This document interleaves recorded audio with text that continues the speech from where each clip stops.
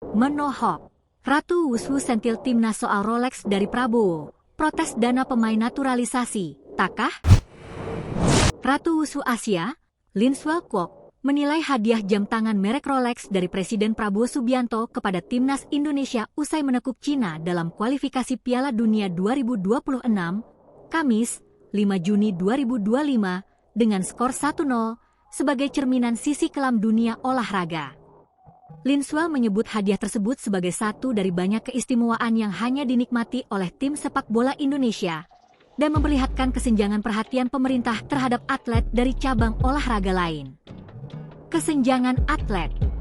Tentu bangga dengan prestasi sejawat, tapi sudah adil belum pemerintah dalam memfasilitasi atlet-atletnya, tulis Lin Swell dalam unggahan Instagram Story, Sabtu, 7 Juni 2025.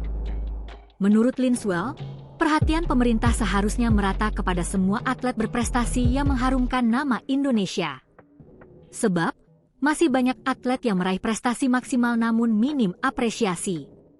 Ketika timnas Indonesia dihujani bonus dan perhatian, ada atlet lain yang harus berjuang mati-matian, namun serba kekurangan.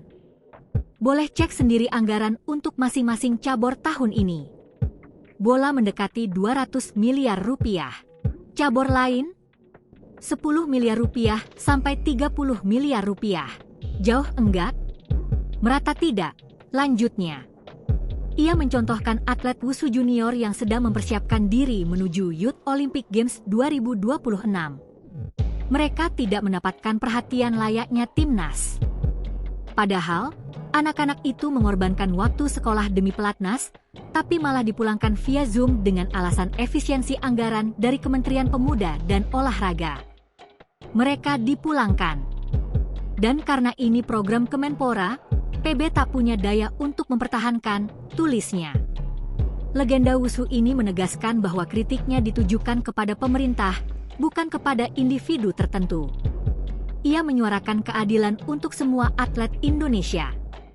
By the way, kalian enggak tahu kan berapa biaya naturalisasi atlet dan berapa gaji pelatih serta atlet Indonesia?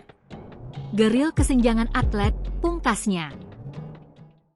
Download Tribun X sekarang, menghadirkan lokal menjadi Indonesia.